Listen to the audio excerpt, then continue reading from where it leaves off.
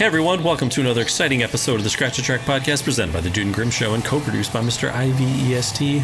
I am the Dude. And I am Grim. And today we say Hail to the Thief because we're talking about Hail to the Thief by none other than Radiohead. Radiohead. Sixth. Yeah. Yep. I always thought this was an interesting one because I felt like you certainly didn't know what to expect, and then they dropped Kid A, and we'll just say for the sake of it, Amnesiac too, not that there wasn't a gap there, but then I felt like you really didn't know what was going to come after that. It could kind of go anywhere. Yeah. You know? Yeah, it definitely could have. And, there were some, I guess it was kind of after they call it the Amnesiac tour. Tom had some stuff. He sent around some demos to the band and everything, and they kind of they went out on tour, and they had rehearsed and everything, and kind of performed a bunch of songs live. And now this was back in the day when like LimeWire was a thing. Oh, and yeah. I remember I was just download Radiohead Live, and I came across a bunch of these tracks that I kind of didn't know. And I remember like Punch Up at a Wedding was like one of the first ones. I do remember that. And it was like, oh man, this is cool. All right. And I got a few of those tracks there. But yeah, we had speculated a lot, and we just weren't really sure. Because it was fully into them at this, easily my favorite at that moment, my favorite band. Oh my God. Hands down. Yeah, I ate, breathed, slept Radiohead. It was just like what I was listening the majority of the time. And I remember going to the store to pick this up. We were on our lunch break. It came out, and we drove to Best Buy to pick it up. They always used to put them out on Tuesdays. Do you remember that? I feel like that was like a weird thing where like new albums always used to come out on a Tuesday, and I could be remembering that incorrectly. So maybe if anyone also can remember, go ahead and throw that below But dude, I hadn't listened to this album for a long time. It's not one that I don't have it on vinyl, but after listening to it the past couple of days again, I'm definitely feel like I should pick it up. And it's a double. It has to be, though. It's just too long. Yeah, it does. Yeah.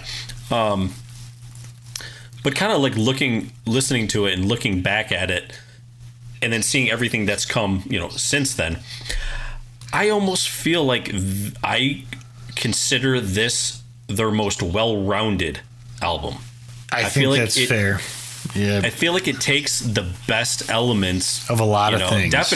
Definitely from their previous stuff. If you're, talking about, the band's OK Computer, Kid A, and Amnesiac, I really feel like it melds all of those. It's got guitar, it's got rawness, it's got that, but it's also got a lot of beats in things. Yeah, and I just think they do a real good job of like putting that all together. You got a lot of piano, some softer stuff and everything. True. Like they do a really good job of that. True. I would absolutely agree. And that's why I don't know. I thought it was not that we're getting into the tracks necessarily, but I just thought 2 + 2 = 5 was a really good way to start it, because you kind of knew that because you have the guitar come in, but there's also the drums sound kind of like an electric beat more than absolutely, Yeah. So that I don't know. I think that was just sort of an interesting thing, because you're kind of like, huh. I feel I can't imagine anybody. I doubt there were a lot of fans at that point that had the reaction of, "Oh, I don't like where this is going." No, it's if it's not your favorite album of theirs, just the first time you hear it. Absolutely, yeah, because I know we deal with that with some bands where, man, you just kind of don't like the direction they're going. And I remember, when we heard this, it was like, oh, okay, sweet, and I think we were like, dude. Kid A and Amnesiac are just beautiful pieces of work, man. I love them. But when I kind of heard, when there were interviews and people were kind of saying, oh, this one, they're bringing it wasn't, guitar and rock centered, but they were like bringing it back more, right? Yeah. And it was going to be there. I was like, okay, I'm good with that. You know, absolutely. Like that's, you know, that works for me. Because that was kind of more, I mean, really, that was kind of what I think a lot of people really related to with OK Computer is it had that familiarity about what was driving the song, but what was going on around it was something totally different. Pretty much, yeah. But I a personal memory of when this came out. So the 9th of June, 2003. Now, if I'm not mistaken, that summer we would have been in D3 and also had E1 in which we were recording a little album called More Information. And I remember it was the first time having this dedicated space to record, and I thought everything was like sounding awesome. And then like this came out and you heard it and you're like, oh my God, dude, it sounds like somebody shitting in a tin can. You know, like this sounds so good. Yeah. Well, and that's the thing. This album, I mean, you would expect it to, but man, of course, it sounds really good. But it's just it's just like further reinforced. You know, when something comes out and you just hear just how nice it sounds. Now, one thing that kind of brings me to is I didn't realize that they came and recorded this in L.A. Mm-hmm. And if you look at Ocean Wave Studios, or Ocean Way, sorry, not Ocean Wave, Ocean Way Studios, where they recorded it. It is a very famous studio with like a room, like their large room that they have that people record in. Let me put it to you like this. There are specific plugins made for Pro Tools that the only purpose of this plugin is to emulate the sound of the specific room in Ocean Way Studios. Like it is like its own sort of sound. It's a hell of a room. Yeah. It's a hell of a room. So, I knew it was done in LA. I remember that. And I remember they were like, they kind of had it planned and scheduled, and dude, they did it like the majority of it over a 2-week period. But even before they left, like they were asking themselves, like, wait, why are we going to fly halfway around the world to do this? But I think they said it was like a really great experience, and you know they worked really hard at it. And man, I'll tell you what, you know, it's probably not such a bad thing. It's like, man, you get away from all the noise, you get away from home, right? And go to excessive noise where you're going. You know what I mean? But it's just different. It's just different. Yeah. It is a little different. You know, but I mean, they said they pretty much did a track a day, and that they wanted to capture, and I think they performed a lot of the songs like live. And they said they focused more on that than overdubs and layer, you know. Which is cool. And I think how they kind of said they wanted to spend less time looking at computers and in grids, and instead like integrating the computers like into the performances and stuff, which is pretty sweet. It's pretty badass. But yeah, dude, you look at enough time. I mean, like you editing video. I mean, dude, you get time lined out, man. You know? Dude, so many timelines. Humming. Yeah. Makes you want to go to the Tesseract, man, where you see time in all dimensions at once. That would work. But yeah, I mean, Tom York, you know, they even said like with a lot of his lyrics, like he didn't have time to like rewrite stuff or anything. And, you know, we've heard a lot of artists do this. The Stones do this. He's done this previous where, you know, cutting up words and phrases and things and piecing them together randomly and whatnot. And, you know, but he also took... He was a pretty new father at that point, and he took like a bunch of phrases like from fairy tales and folklore and things like that. And, you know, looking at, you know, today was like probably one of the first days where I actually sat down and really looked at the lyrics a little more in depth. And I know he said he didn't really want to make like a political album or whatever, but man, there's a lot of stuff you could take away from this one. And you just remember what title. I mean, the significance of the title alone is absolutely.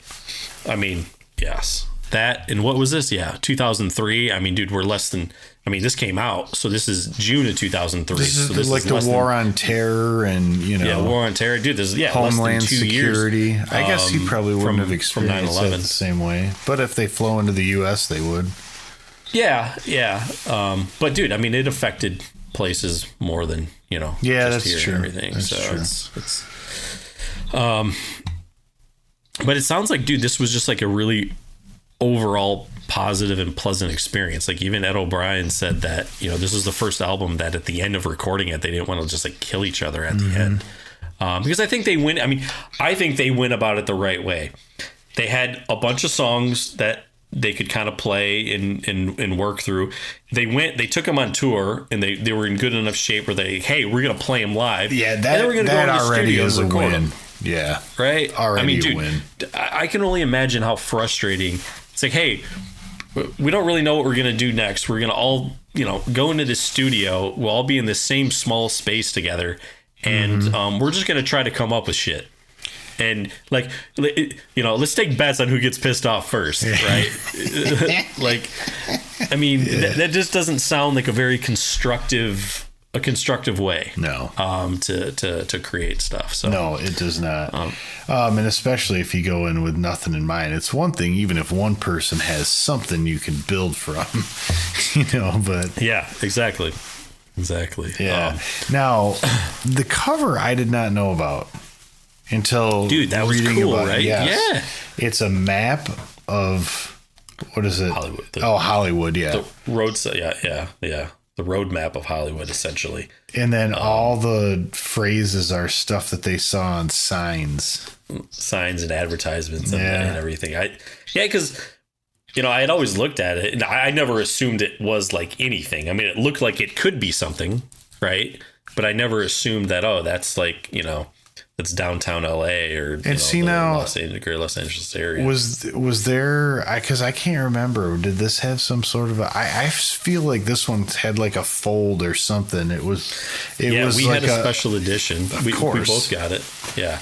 And of course I don't have it here, but I remember it being like something. It was kind of like it wasn't like a disc. It was longer. Yes. It was like a little booklet. And I couldn't tell you what was inside it or anything, man. I know. And see, that's one thing I'm like, I think for a while, a lot of people got away from doing like proper liner notes. It was just like credits basically, and then weird artwork. And that may have been the case with this one, but I don't know. I think it probably had the lyrics in it and pictures. Oh, and yeah. shit, but it'd be interesting if they, said like, this is what the cover is and this person did it. Yeah, right. I don't know. Well, I had mentioned to you that, a lot of the live songs before it was coming out, I downloaded like on LimeWire, and I think Napster had been shut down at this point, but I had LimeWire and stuff. And, but 10 weeks before the album was supposed to be released, it got leaked, and the thing that they were most frustrated about is that what got leaked was like unfinished material. And it's like, and I can understand that. It's like, well, awesome. So you're leaking all, the album, all these people are going to hear songs that aren't finished. They're not, they're not mixed right. And, they're like, man, we don't want people to hear our music that way. This isn't how it was meant to be. So, that seemed to be one of the big things for him. I know. I can kind of go both ways on that, honestly, because there's part of me I'm like, I probably would have. I don't remember that, honestly. I remember hearing like the live bits. But I don't remember hearing. Yeah, I didn't download it. I don't think I had. Yeah, and I was usually kind of like on top of that shit. I didn't have that. Yeah. So. Well, shall we get into scratching some tracks? Yeah. Talking some tracks and then scratching? Yeah. Yeah. Talking and scratching. Want to do some math here? Yeah. Yeah. Didn't this come from like 1984 or something? Yeah, that's what they said. Yeah, because it's some sort of a phrase or some kind of concept or idea in it. But I haven't read 1984 or even watched the movie, so I can't 100% speak to that. Yeah. I mean, I know roughly what it's about, so that makes sense. And maybe it's basically symbolic, like if the regime beats people down enough that they would actually believe, and you know what I mean? Yeah, pretty much. Yeah. Well, dude, I know, I mean, this, especially it's with every album, but especially when it comes to a Radiohead album, like, how are they going to start it? And I love it. It's like, noise, and some talking. There's a little. It's them plugging in. It's like, and then it's turning, and then.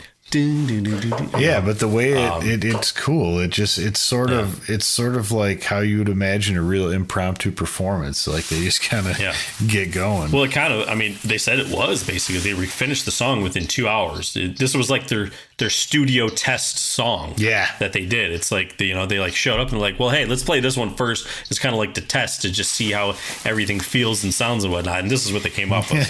Hell of a test. Yeah, we're good. Yeah. Move on. But yeah, dude, I mean, it's, again, you read the lyrics. It's very, very bleak. Dystopian. It's the devil's way now. Yeah, there's no way out. You can scream and you can shout. It's too late now because you've not been paying attention. Mm-hmm. So, yeah, man. But I've always really loved this song because it just slowly builds up, man. And then when it kicks in, dude, it's a great song to see live too. Like maybe not. It's so good. I know. I feel like the next trick. I can't remember a specific instance, but I'm pretty sure I have in the amount of times I've seen them. Yeah. I remember, dude. I remember a version of the Gloaming that was just disgusting, and I think that was at Lollapalooza. So I think you would have been there too. 2007, like when In Rainbows came out. Yep. Yeah. Yep. That was it. It was worth it. It was worth it. So, but we also saw them at Cuyahoga Falls on this tour, and at that show. Well, you saw them at Cuyahoga Falls. I saw them in Chicago. But yes, I believe they opened up with this, the second track, which is sit down, stand up. Oh, okay. Yeah. And I know we had always been like, oh man, what song are they going to open with? Just like, what song are you know? And we had all pretty much put our money because, I think we'd been looking at set lists, and I think they'd pretty much been opening up with They're There. I think that was the one they'd really been opening all their shows up with. So I was like, oh yeah, it's They're There. And then they start playing this, and it was like, oh, badass, right? And then, dude, at the end with the raindrops, man, and it's pretty. Just like green, like laser lights shooting down. It was just like, whoa. Yeah. I don't know what you're on, but it probably looks pretty cool. Yeah, man, dude, this, I had liked this song, but when I saw it live and them do that, I was like, it took it to the next level for me. It really did. And it really did. I think this one, and I want to say I read something where they said they hadn't really spoke about it or taken a stab at anything, but I think this one's about religion. Sit down, stand up. I mean, think about Catholic Church, man. That's pretty much it. I can see that. Yeah, I could definitely see that. That's what you do. Yeah. Now, Sail to the Moon. So, first off, dude, all these opening tracks, very different, right? Yep. Like, I mean, they're very different from each other. And, we go to Sail to the Moon, which is like this, piano driven song, man. I mean, dude, I guess he wrote the lyrics like in 5 minutes and pretty much wrote it for his son Noah. And once I read the lyrics after learning that, I was like, oh, okay, I can see what a bunch of this means. Yeah. Now, I have to say recently, and I wasn't even doing research for this podcast, but I came upon a video on YouTube and it said, is this Radiohead's most difficult song? That was just the title of it. Didn't reference a song. Okay. And so, of course, I'm like, clickbait for you. Yeah, I want to see what this is. And then of course, immediately it says it's Sail to the Moon. And I'm like, that's not what I would have guessed. But please elaborate, because they're breaking it down musically. Yeah. And it doesn't sound like it would be the most complicated song, but when they broke it down musically and what they're doing, there's like this, the intro, his phrasing, it's not consistent. He repeats it, like he goes like 5 times, he plays and then 4 times and then 3 times. Okay. So the band, like, it's not consistent until it gets started, and then once it gets started, it's a little more consistent. But when he talks about that little break where, you know, I'll suck the moon, like that is technically like not in the same time signature as the rest of the song. But to me, it sounds like it completely works. But I would also recommend people watch that video, because it's an interesting breakdown of a song that, like, I think largely gets sort of looked over. Sure. Interesting. Yeah. Because I mean, for me, who doesn't have that sort of musical, I guess, training and background, I listen to it and it just seems like a very simple, you know, piano song. Dude, it reminds me, actually, one song it really reminds me of Radiohead's is like You and Whose Army. Which is also piano based, but that guitar and the tone of kind of the guitar and how it just has these simple, you know, kind of licks that they kind of play throughout the song and everything. Yeah, really just, you know, kind of reminded me of that. I can see that. So we go to another even different song with backdrifts. Dude. I know. Like, I don't know. It's crazy, man. It might be my favorite one on the album. Because the production value, I mean, to like listen to it in headphones is it's like this rotating pulse, right? Yeah, I mean, dude, it's weird, man. I would actually like to know what is doing that, and they're not very. Like, I'm the type of person where if I was in a band and made some sweet album with all these cool sounds, I would like list the instruments. I'm that sort of a person, but they don't. They're just like guitar, synth, words. You know, there's only a few of them, you know, and that was like the Andes Martineau, that thing that Greenwood plays that has like a ring that slides on a string. You know, you've seen it in concert and stuff enough where it's somewhat recognizable. But anyways. Like, dude, it's such a cool part, like when they do that. And I love then later towards the end of the song when the piano comes in again. Oh, man. Right? Like, dude, my only complaint, I kind of wish that piano part was louder. I wish it was like more prominent. I really do, because it sounds so good, man. I know, it just sounds really good. And every time I'm just like, man, I just kind of want to hear it more of that. Yeah, I do. It's more of a good thing. Well, then we go to sleep, which is another, you know, we're getting back to some heavy guitar here, right? When's the last time you heard them play an acoustic guitar before this? Was it do they really, you know what it might about? Be I mean, I know How to Disappear completely. That's what it on is. How to Disappear. I'm trying to think what Knives Out on Amnesiac, but you know, they really got away from me. It's very, you know, you heard it more, I feel like, on OK Computer, in any one album. But it's a nice change, I think, because it's a good riff. And one of the guys, I think, had said that just hearing the guitar riff by itself reminded him kind of like an English folk song. Totally. I could definitely see that, man. But they kind of make it so it has a little bit of an edge to it. Definitely, man. This song, it has an edge. Dude, it's got some swagger. Mm-hmm. Like, even the way he kind of sings it and everything. Over my dead body. Over my dead body.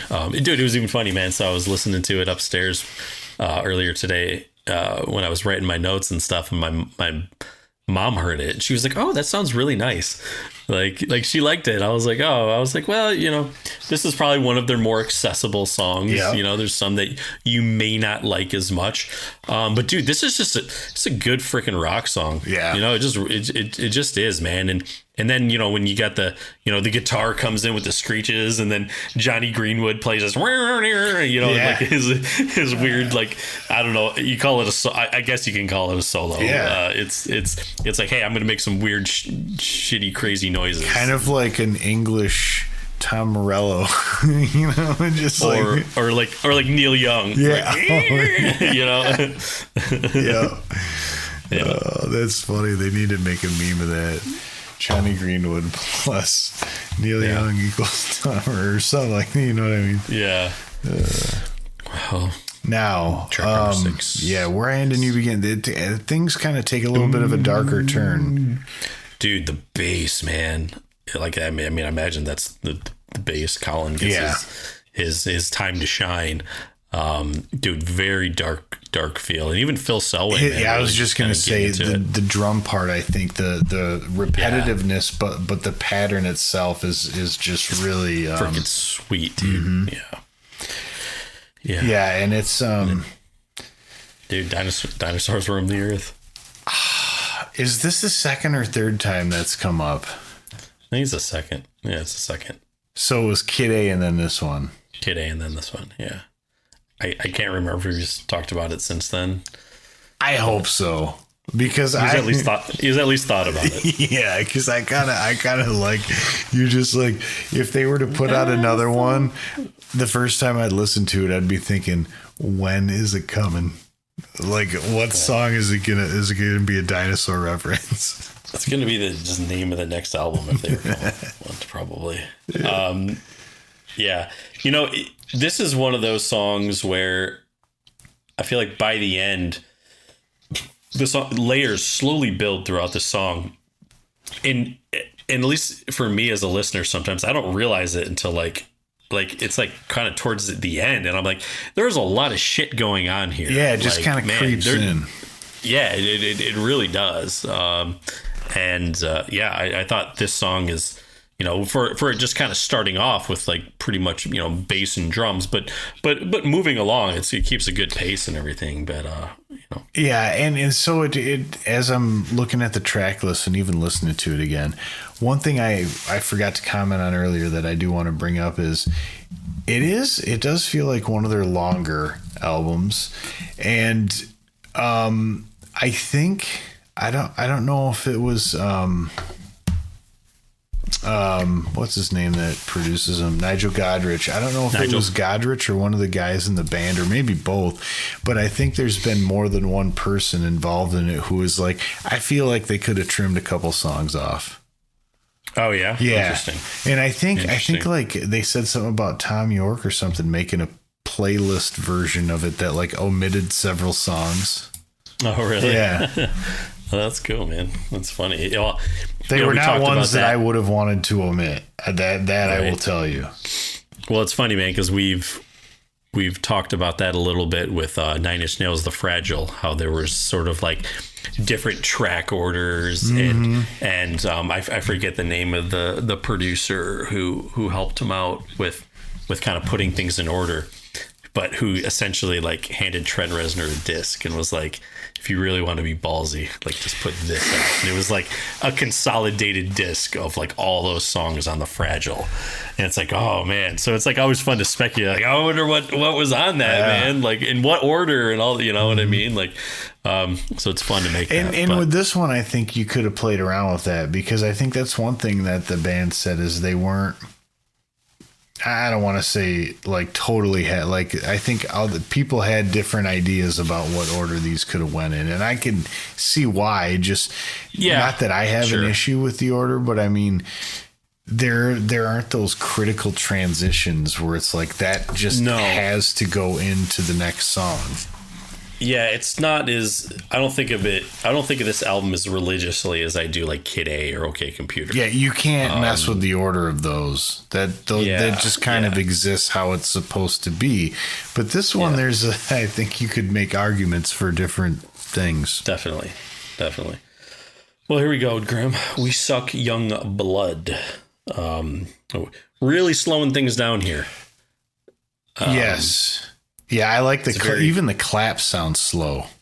Yeah. It sounds like they're almost like off. I know. Well, I think that's the point. I think it's like, I think you want it a little sloppy, so it's like you probably have several people in a large room, and like, you know. I think that's what it's like a piano or something that's like slightly detuned, but it works, you know? Yeah. I mean, dude, to me, this song just, it has a very eerie, like, it just unsettling. I think that's probably the best way to say it, because I mean, not just what he's singing about, the instrumentation, like dude, I think this is the weirdest song on the album. Yeah. Like, it is weird. Now, like in the Gloaming, and let me tell you, the Gloaming is weird. Yeah. But this this one is interesting. Now, I don't know if it was on one of those early live versions of some of the stuff that you had, or if it was on, because they put out like a couple times since, I think they've put out like some actual live releases, like they put them out. They're not bootlegged. Mm-hmm. Yeah. And it's on one of those two things where there's a version of this song. And in the beginning, Tom York says, this song is about Hollywood. Oh, remember that? Yeah, no, that was, so that I believe was from, it's really sad that I know this shit. I believe that was from, they did the show in Toronto, and he was like, I think he was like announcing like, I know he did this for a bunch, like where he's like, this song is brought to you by blah blah blah or something. Oh, okay. But maybe not. Maybe this one was part of that. I want to say they did the tour in Spain and Portugal, I believe. Yeah. For these demo songs, but dude, I have that track somewhere. I know, I remember hearing that, and it makes sense. I mean, just with like the title of the song and the subject matter. Yep. I mean, we want the sweet meat. Hollywood, but yes, Hollywood, the sweet meat. Yeah, that's what he says. It's weird, but it is. But it makes that for Hollywood. I mean, and obviously in the past several years, there's been several things that have come out that would really solidify that as a truth. So a lot of Kevin Spacey fans. Oh, not even that. I mean, that too, but. Anyways, dude, okay, the Gloaming. Now, it tripped me out when I read about this, and obviously I've seen them do it, so you know but the end part, that wasn't super computerized, that they had like something, and I wonder if it was one of those the pedal's called a bit crusher, but it basically like takes the signal and it digitizes it, and then it just destroys that digital signal. It would bring it down from like whatever it's at to like 8 bits or like less, so that it just like really destroys it. But dude, the Nintendo part at the end is the finishing move, dude. It's so nasty. It's so finishing. And one thing, it's interesting to me, like, so this starts with that sort of with the bass, and then I couldn't call it like you'd think of it being placed almost like a snare hit, but it's not like a snare hit. But then you get this idea in your head as you're listening to the beginning what the pattern is, and then it totally fucks you up once those come in. Did you figure it out? Because it's on it, like the one's in a different place than you thought it was when you just hear the original 2 parts making this beat.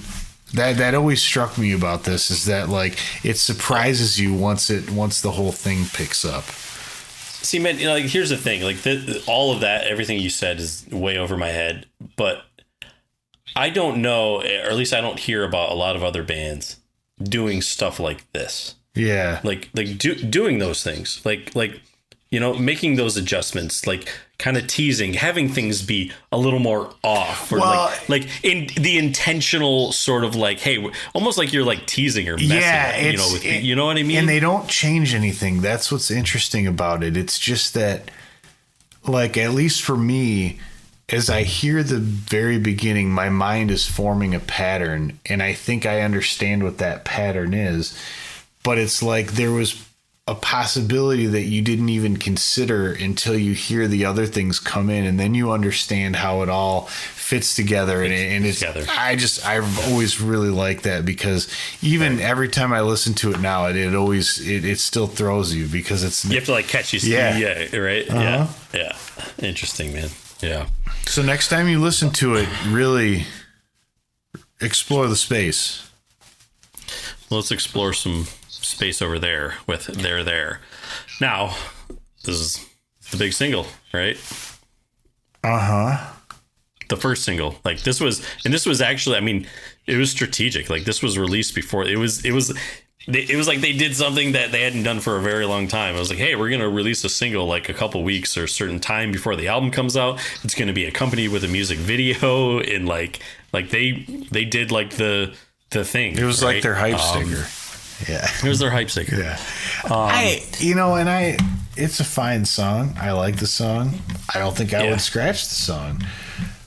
But I don't understand why this one, and they seem to think, because I think I read in here that like it was kind of difficult to record or something, and like Tom York almost like visibly wept when they were done, because they finally got like this perfect take of it. And I'm just like, I mean, I don't get it. Like it's a good song, but I would think that'd be like what you say when you really nailed Paranoid Android, and you're like, my God, that's it. Finally. Yeah. I mean, I think we look at this song too, though, is that it's more of a straightforward rock song. There's transitions, but not like craziness. They're not doing some of the things that you just talked about, like within the Gloaming, like is, like a lot of times. It's a lot of yeah. But I mean, I think they wanted to put out like a straightforward rock song, and it was interesting because when the song kind of came out, they had been built up, over the years. And again, us being in college during this time, you're around a lot of college kids that are listening to music and downloading shit, and it's a little bit different time than it is now. Hopefully legally. I'm sure it was all legal. But you had people doing that, and people like they were like, oh man, like especially for us, we were Radiohead fans. So I was like, oh yeah, you're a Radiohead fan. But it was like they came out with a song that almost like non-Radiohead fans would like, right? And so, but again, to me, I don't equate this in the same light or anything at all the way fans reacted to Modest Mouse when they put out Good News for People Who Love Bad News, and Float On came out. I felt like that had a lot more backlash. This still had enough hardcore Radiohead fingerprint. I don't think people hated it or anything. I certainly didn't. No, but I was just I was like, all right, well, I certainly want to hear that album. One thing I will comment on it that I think is real nice is the guitar tone is just superb. It's just thick and crunchy. It's really nice. Pretty sure that had to be like an old hollow body through a tube amp. Just real fuzzy. Tasty. Yeah. Tasty. Well, if you won't, I will, Graham. I will. Are you going? You want me to talk about it? What were you going to say? Oh, I was just going to say, dude, I really like the song. I think it's very, almost in a way, it's kind of like gentle. I didn't know what it was about. It's very intense what it is about. But Tom said that this is he said it was the angriest song he had written. I was very surprised to hear that, because he's kind of gone through some things that you think, I don't know. I would just be like, oh, this is the angriest song you've written. I understood. Yeah, I agree. One thing that I read that I found was rather interesting was this was not the first stab at this song. Yeah, they tried. Yeah, they had tried to do it before, but it was too like glitchy, or not glitchy, but like electronic-y and gimmicky or something. And I think it's kind of cool how they went back to what they did for this, and it's just very much, I think, just him and his guitar. Kind of interesting that he didn't choose. I would have chose a classical, honestly, but I like that he's just playing an electric guitar. Is that right? Yeah. Yeah, it is. Well, I mean, is it him? Is it Johnny playing? Well, whoever. I mean, I'm sure the conversation had to happen of like, what kind of guitar would you play with this? And a lot of people would naturally think an acoustic guitar because it has that sort of just like a singer-songwriter sort of vibe to it. And I just think the electric was an interesting choice. So here's the deal. There's an alternative version of the song that is out there, and it's actually included. Yeah. And it's actually included on, I have the Go to Sleep single on vinyl. Do you really? It's the alternative version is the B-side. And now I have not listened to that in probably just been 20 a while. Years. Okay. But I've downloaded, well, I have two versions in my music, and they're both what do you call it? They're both I Will alternate. And they're both different than what's on the album, so I don't really know which one is the alternate. But the one that sounds way more alternate, actually, it has drums in it, and it has like a little, almost like a jazzy drum beat behind it. And I think he might play it with an acoustic. I'm not 100% sure. And it's the song's a little more upbeat. It's not as subdued as kind of like this version of it. Very dude, yeah. Very dude. Anyways, so dude, this song, we do have a transition here in this song. You're right. I believe the only real transition and in the album? Yeah, it is. And it is really it's good. It's kind of nice. Like you can't, because you get that. Yeah, you can't scratch I Will, even if it's not your favorite, just because of the way it goes into Punch Up at a Wedding. I agree. And dude, in Punch Drunk, or I call it Punch Drunk because of Punch Drunk Love. Yeah. Punch Up at a Wedding was... that was the first one I heard, because that was one of those live ones you got. Yep. Yeah, it was one of those. And I remember like, I'm into this. Like, all right. Yeah, that sounds great. Yes, please. Yeah, man, it's a good song. It's funky. Honestly, I kind of feel like I always liked that version even better than the one they put on the album. I did too. Yep. I definitely liked that version better. Just like Up on a Ladder. Oh yeah. Remember Up on a Ladder? Yeah, that one's a lot better than the one that's on the album. But yes, I remember liking something about this Punch Up, the live Punch Up at a Wedding. Is that on In Rainbows? It's on disc 2. That's what I was gonna say. I thought so, dude. Yeah, and you got that on vinyl. That's just CD. Correct. But I mean, I have it. It's all together. But the only thing that is on vinyl is just a 2-album 45 of the actual. Okay. Yeah. Oh man, I know, because the second one's great. Like I would actually get that. Sweet. Yeah. It's like their Past Masters Volume 2. Dude, Last Flowers of the Hospital. 4-Minute Warning, cousin. So many good tracks. But dude, I mean, even the lyrics of this song, I mean, this song has some attitude, some swagger, I don't know why you bother. Nothing's ever good enough to you.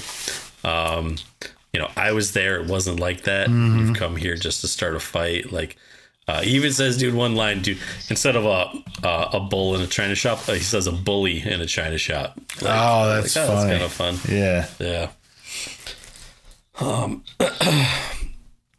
Track number 12. Mixomatosis. I know this is a fan favorite. Not my favorite, honestly. Really? Yeah, it's almost too frantic. Man. But the bass, I would actually love to know how in the absolute shit they got that tone.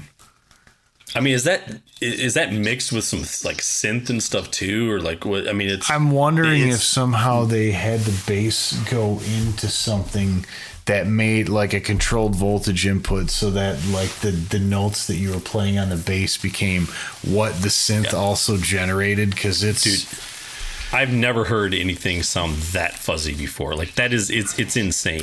And I know, and it's almost like not it is and it isn't, because fuzz by its nature is a square wave, which does not actually exist in nature. So it has that element, but it also has like a real large, wide sort of like, like, you know, not square wave sound. Because I feel like the lowness that it generates would be that would be tough. But it is unlike anything I've ever heard. Yeah, dude. And I think that's why I like it so much. Dude, one of the lines, dude, and I just picked up on this today. He says, yeah, no one likes a smart ass, but we all like stars. That is pretty good. That is really cool, right? I do also like the alternate title of this that I thought would go really well, which is Judge, Jury, and Executioner. You know how all the songs have like alternate titles? Yeah. This one really like kind of sticks with me. Yeah. Track number 13. Scatterbrain. Do you know that both these last two have the exact same length of time? Interesting. That is weird. I did not know that. I didn't either. Anyways. Well, anyways, Scatterbrain. I know you and I had never been like crazy about this song. But one day it clicked for me. There was a time where this would have been my obvious scratch, no question. Yeah. But I don't think it would. I don't think it would be at this point. Okay. Because I was, what was it that, I don't know, clicked? Because still hasn't clicked for me. Like the part where they actually, I like the sort of the change in, I don't know, I wouldn't say modal, but like it kind of goes to more of a major sounding part when they actually say the word scatterbrain. And I don't know, there's something about that change. It's subtle, but it hit me at one point. And it's still hitting. I do know what you're talking about. Still hitting. I can understand. I can understand why you'd like that, because there is that. It is very subtle, but there is kind of a change. And I like how, I don't know if they're doing it with like a pedal or something, but as he's singing Scatterbrain, like they get that, you know, they kind of like screw with the delay pedal a little bit, and just, I like some of that funny, because again, it's pretty subtle too, but it works. Yeah. Who thinks to do this shit? I think it's like this album's The Tourist. Oh, yeah. Johnny's pride and joy. Well, then we end the album with A Wolf at the Door. And, dude, this song is a trippy song. Dude, does it remind you a little bit of Koyaanisqatsi too? Oh, yeah, because it's all arpeggio. Arpeggio, yeah. I'm just like, oh, wow. Yeah. He's like, did Philip Glass co-write this? Yeah. But dude, I kind of like how he just, the way he sings it, he kind of like free flows. He's almost like he's rapping a little bit or something. You know? Yeah. Wakey, rise and shine, off again, on again. On again. Yeah, and you just sang a different song's lyrics. Sang a different song. Yeah, I know. I don't know why that was in my head. No, but it actually could work. I think that's another mashup that needs to happen. I think it did. Yeah. Fuck, what song is that? That's Faust Arp. Yeah. Isn't that it? Yeah. On In Rainbows, yeah. That's funny. Yeah. But I know this was one, honestly, again, this was not my favorite when I first heard it. And it's another one I kind of warmed up to over a little bit of time. But it was just so different than anything I guess I would have expected at that time from them. But that's good. But sometimes when you're like, you know, when you're what you would consider a super fan or something, you think that you have a better idea of what it should sound like than they do, which is not right.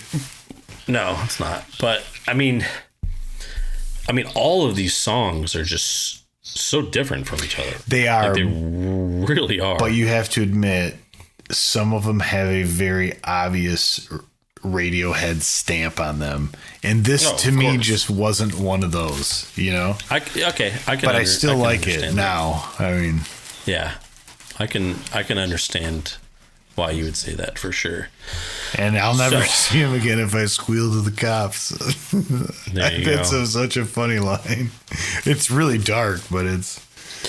Well, dude, it's funny because that's like in every show or movie where there's like a kidnapping. Yeah. It's like, oh, if you go to the police, like, you know, no police, whatever.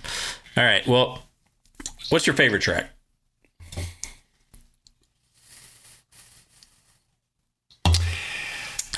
I still think after all this time, I got to go with Backdrifts.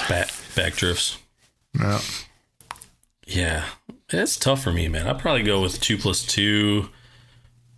Or I just like the more rock and roll stuff, man. Or totally. Go to sleep, 2+2, or go to sleep. But again, We Suck Young Blood. I mean, yeah. Yeah. I mean, to me, this album is so well-rounded that a lot of songs don't stand out to me like maybe some of their other songs. I understand what you mean. Like, I think this album is it's different as it is. The quality of the songs and the musicianship and everything is it's very consistent. It's just a really, really good album, man. It is. So, all right, scratch away, my brother. Now, there's a reason why I don't like this, but musically, it's the one that I could live without.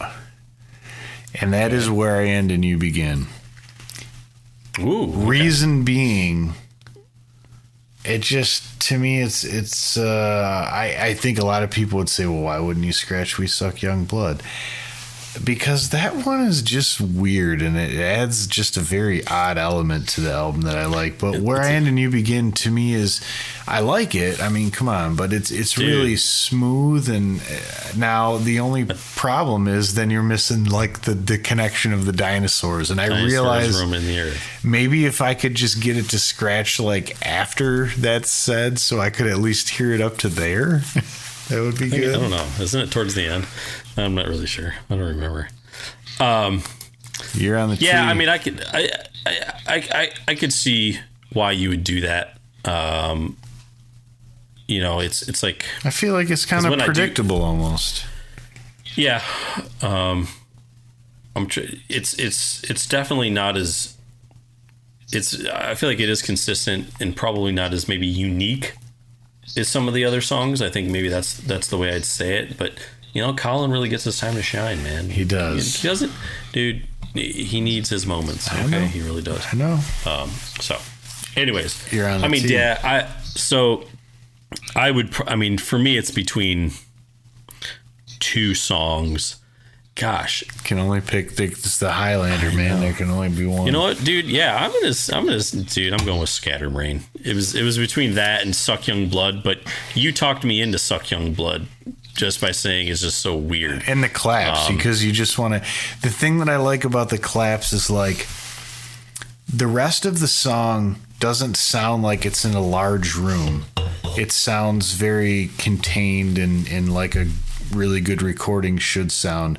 But when those claps come in, it's like you don't hear the sound of the room until the claps hit. And that's a weird sort of thing that I like. That makes sense. Anyways. It's like a delay on the space. Sure. It's a delay on the space. That Ocean Way room. It's got to be. There's like, they're all like in a corner. It's probably going to sound just like this when I do it. Yeah. Right. Well, we got to do it at the same time. So you get the. Okay, let's do it. 1, 2, 3. See, that was perfect.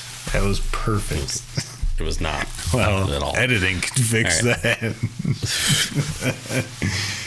Well, with that, don't use that as your marker, okay? No, I'm gonna go with the countdown. For those of you at home, we have to count down. I think that wraps it up here, Graham. Right? Yeah, scratches it up. Ooh, scratches it up. All right, everyone. Thanks for watching. Give us a like and subscribe. We've done what? OK Computer, Kid A, like, subscribe, and comment. In Rainbows. And we've probably done some other. I think we even did like a where do you start with a Radiohead episode as well. So if you're curious on those thoughts, definitely check them out because they're available. And we got a whole bunch of other stuff too. So until next time, everyone, thanks for watching. It's time to go. TD and G Show.